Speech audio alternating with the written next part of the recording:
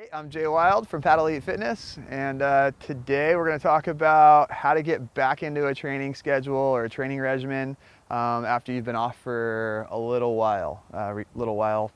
4 months, 2 months, a week, but how to get back into it. And I think first things first is let's just take it down a few notches. A lot of people like to jump right back into it. If they're highly motivated, they're going to be thinking about, got to get it back on the water and put the hammer down. And I like to try and pull people back a little bit and just say, let's work out smarter, not harder, for at least the first 2-3 weeks, and do a little bit less because the old cliche, less is more.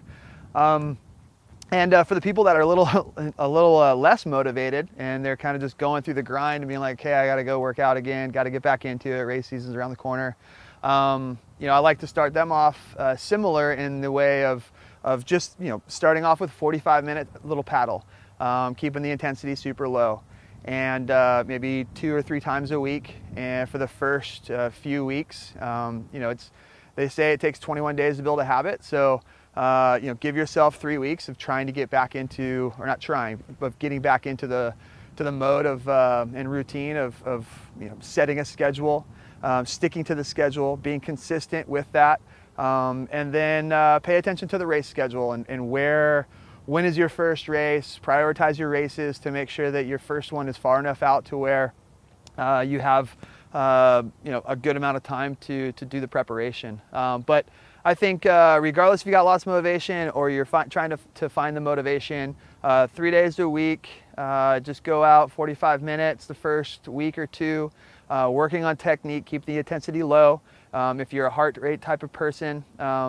it's real easy just to take 180 and minus your age and sit in that zone. So for me, 36 minus the 180, some like 144, and